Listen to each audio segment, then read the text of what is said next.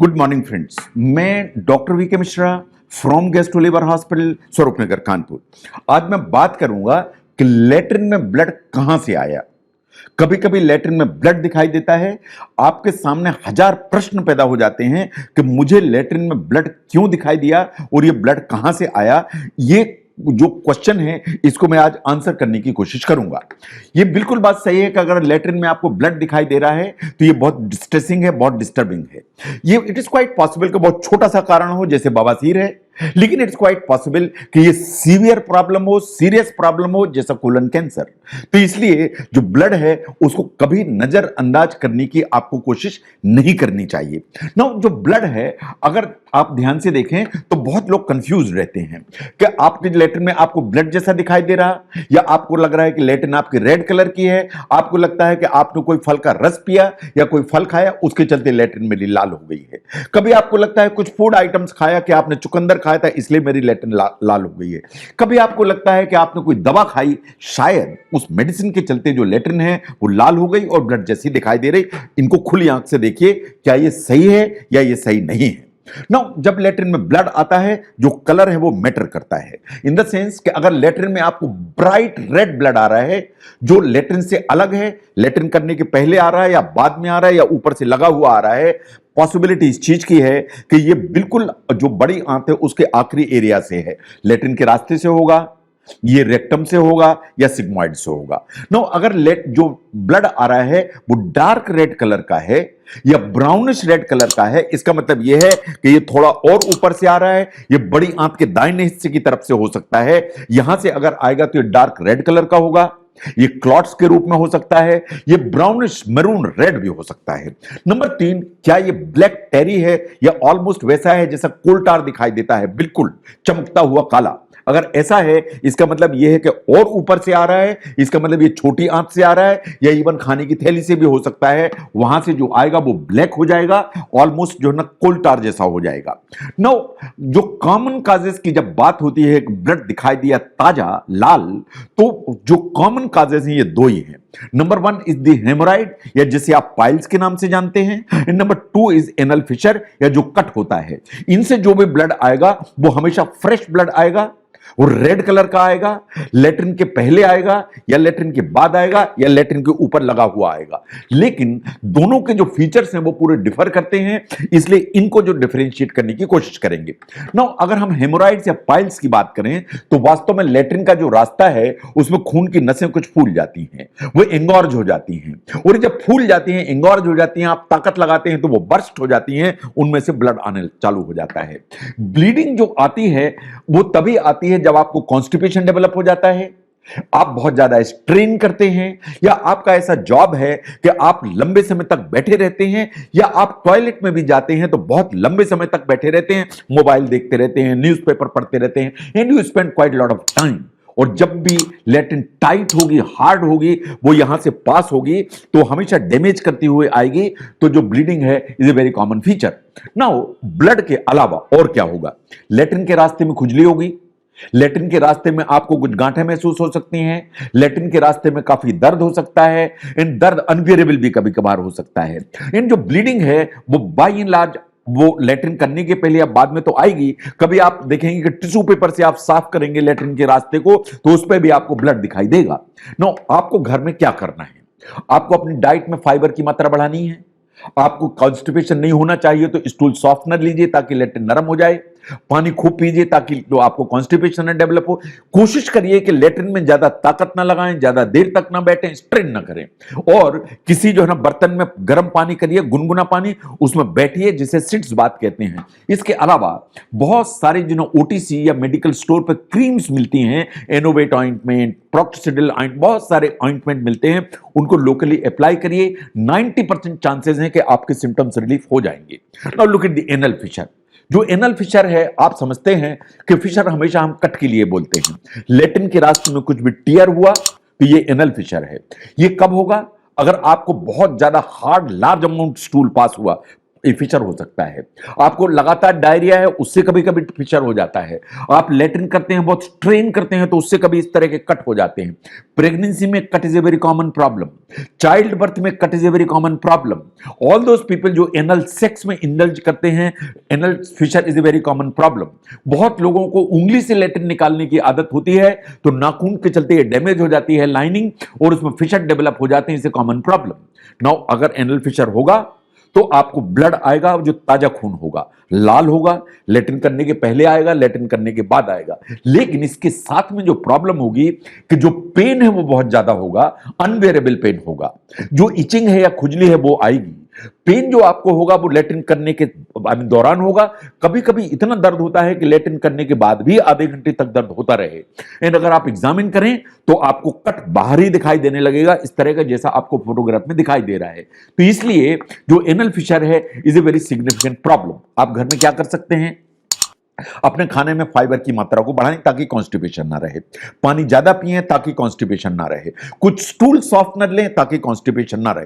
कुल मिला के काम इतना करना है कि कॉन्स्टिपेशन को से रिलीफ पा जाना है अगर एनल फिशर है तो। और इसके अलावा जैसा आपको फोटोग्राफ में दिखाई दे रहा है, एक टब में पानी लीजिए गुनगुना, और उसमें सवेरे 20 मिनट, शाम को 20 मिनट बैठिए ताकि लेटरिन के रास्ते की सिकाई हो जाए और ब्लड सप्लाई बेटर हो जाए, तो हीलिंग की प्रोसेस चालू हो। और उसके बाद उसको सुखा के रखिए। जो मार्केट में ऑइंटमेंट अवेलेबल होते हैं लाइक एनोवेटेनॉल, उनको यूज करिए तो एनल फिशर 90% चांसेस होते हैं रिलीफ हो जाएंगे। और नहीं पेन अगर जाता है या ब्लड नहीं बंद होता है तो अपने डॉक्टर को दिखाइए।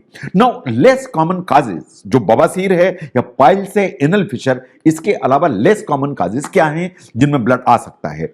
Number 1 is the inflammatory bowel disease, जो आप अल्सरेटिव कोलाइटिस या क्रॉन्स के नाम से जानते हैं। ये दोनों चीजें ऐसी हैं जो ब्लड लेके आ सकती हैं। अगर ऐसा है तो लेटरिन में ब्लड आएगा, आपको डायरिया होगा, लगातार अर्जेंसी होगी, इतना तेज लेटरिन लगेगी भागो नहीं तो कपड़े में छोड़ जाएगी। पेट में ऐंठन आएगी, मरोड़े आएंगे, लेटरिन करने के बावजूद भी मरोड़े आते रहेंगे। कभी कभार बुखार भी आ सकता है। इन आपको लगेगा कि समय के साथ आपका वजन कम होता चला जा रहा है और भूख भी कम हो रही है। अगर कंटिन्यूअसली ये सिम्टम्स परसिस्ट कर रहे हैं, डॉक्टर को दिखाइए, एक कोलोनोस्कोपी की जांच कराइए और क्लियर कराइए कि कहीं आपको अल्सरेटिव कोलाइटिस, क्रॉन्स डिजीज या कहीं बैक्टीरियल कोलाइटिस तो नहीं है। नंबर 2 पर आती है डायबिटिकुलर डिजीज। डायबिटिकुलर डिजीज में वास्तव में हमारी जो आंत होती है बड़ी, उसमें इस तरह की आउट पाउचिंग्स हो जाती हैं, गड्ढे हो जाते हैं, जैसा आपको ये कोलोनोस्कोपी की पिक्चर में दिखाई दे रहा है। ये जो छोटे छोटे आउट पाउचिंग्स हो जाते हैं, बाय एंड लार्ज इनसे कोई सिम्टम नहीं आते। लेकिन कभी अगर उसमें कुछ इन्फेक्शन हुआ तो बहुत सारा इन्फ्लेमेशन होगा तो पेन आ जाएगा। इन कभी कभार इनसे बहुत सिग्निफिकेंट अमाउंट में ब्लीडिंग होने लगती है। इन जो ब्लड आता है वो लार्ज अमाउंट में आता है। दर्द जो आता है बहुत सीवियर आता है, पेट फूल जाता है, ठंडी दे के फीवर आने लगता है। कभी कभार ये ऐसी इमरजेंसी हो जाती है कि आपको हॉस्पिटल भेज देती है। तो डायबिटिकुलर डिजीज द वन जिसमें लेटरिन में ब्लड आएगा। नंबर 3, कभी कभी जो ऊपर की आंत है वहां से ब्लीडिंग होती है, जो आंत में से चलती हुई लेटरिन के रास्ते से निकल पड़ती है।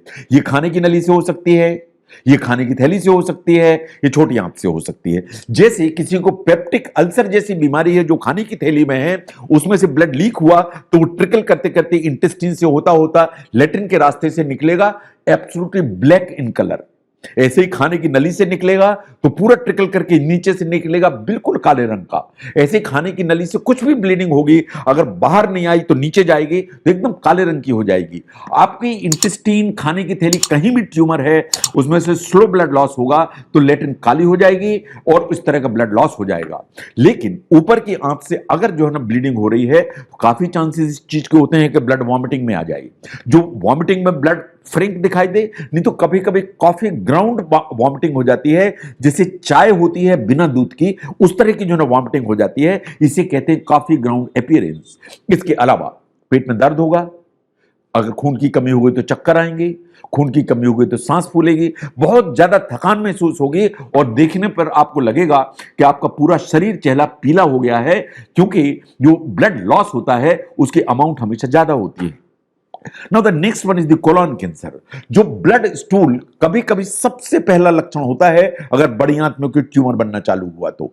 कभी डायरिया हो सकता है, कभी कॉन्स्टिपेशन हो सकता है। लगातार आपको लग सकता है कि आपका पेट साफ नहीं हुआ, एक इनकम्प्लीट इवैक्यूएशन की फीलिंग परसिस्ट कर सकती है, दर्द आ सकते हैं, ऐंठन मरोड़े आ सकते हैं, लगातार ऐसा लगेगा कि थकान है क्योंकि खून की मात्रा कम होती है, लगातार आपको लग सकता है कि लेटरिन आपकी वैसी निकल रही है जैसे उसका कैलिबर कम हो गया है, या जैसे टूथपेस्ट में से दबा के पेस्ट निकलता है ऐसे पतले कैलिबर की लेटरिन निकल रही है ना। आपको लगेगा कि आपका वेट लगातार कम होता चला जा रहा है। तो अगर ये सब सिम्टम्स आ रहे हैं, साथ में लेटरिन में ब्लड आ रहा है, आपको अपने डॉक्टर से बात करने की जरूरत है, बिकॉज कभी कभार कोलन कैंसर इन्हीं सिम्टम्स को लेकर आता है। ऐसे ही जो बड़ी आंत है उसमें कुछ और गांठें होती हैं जिन्हें पॉलिप कहते हैं, जैसा आपको फोटोग्राफ में दिखाई दे रहा है। ये बड़ी आंत में होते हैं, मोस्टली बिनाइन होते हैं, नॉन कैंसरस होते हैं, मोस्टली बच्चों में होते हैं, लेकिन एडल्ट्स में भी हो सकते हैं। इनमें कभी कभी एक ही प्रॉब्लम होती है, वो है लेटरिन में ब्लड दिखाई देना। अगर ये पॉलिप हैं तो सीधा सीधा काम है कि कोलोनोस्कोपी की जांच कराइए, और उसमें सामने आ जाता है तो जैसा आपको फोटोग्राफ में दिखाई दे रहा है, कोलोनोस्कोप के थ्रू इसको निकाल के अलग किया जा सकता है, which is absolutely a painless day care procedure, और इस समस्या से छुटकारा पाया जा सकता है। लेकिन कभी कभी हम कंफ्यूज होते हैं कि ये जो लेटरिन का कलर चेंज हुआ, ये ब्लड है या कुछ और है। जैसे मान लीजिए आपने चुकंदर खाया, ये बात सही है कि चुकंदर चाहे आप खाएं चाहे चुकंदर का रस पिए, आपकी लेटरिन रेड कलर की हो जाएगी। आपने क्रैनबेरी जूस पिया, आपकी लेटरिन रेडिश टिंज में आ जाएगी। आपने अनार का रस पिया, आपकी लेटरिन रेडिश कलर में हो जाएगी। तो इसलिए इन चीजों को ध्यान से देखने की जरूरत है। ऐसे ही आपने अगर एक्टिवेटेड चारकोल खाया तो उसके चलते लेटरिन एकदम ब्लैक हो जाएगी। अगर किसी चीज के लिए आप आयरन की कोई दवाइयां ले रहे हैं तो लेटरिन एकदम ब्लैक हो सकती है। देयर आर सर्टेन मेडिसिन्स जिनके चलते लेटरिन का रंग चेंज हो सकता है। जैसे आप टीबी की दवाई खाते हैं जिसमें रिफाम्पिसिन है, तो लेटरिन में रेडनेस आ जाएगी या कुछ गुलाबी कुछ ऑरेंज कलर आ जाएगा रिफाम्पिसिन के चलते, यूरिन भी उसी कलर की हो जाएगी। तो जब भी ब्लड आता है उसको ध्यान से देखने की जरूरत है, और पिछले 24 घंटे की आपकी जो डाइट मेडिसिन है उन पर भी ध्यान देने की जरूरत है कि कहीं इस समस्या के लिए ये कोई चीज जिम्मेदार तो नहीं है। नो, कॉमन कारण क्या है ब्लड आने के जो लेटरिन के रास्ते से आता है? अनकॉमन कारण क्या है ब्लड आने के जो लेटरिन के रास्ते से आता है? कहीं ऐसा तो नहीं है कि खाने की कोई चीज ऐसी है जिसने लेटरिन के रंग को चेंज कर दिया है? इन तीनों चीजों को समझने में अगर ये वीडियो आपको हेल्प करता है तो जरूर शेयर करें। मैं doctor V K Mishra from Gastro Liver Hospital, Swaroopnagar, Kanpur. Thank you very much.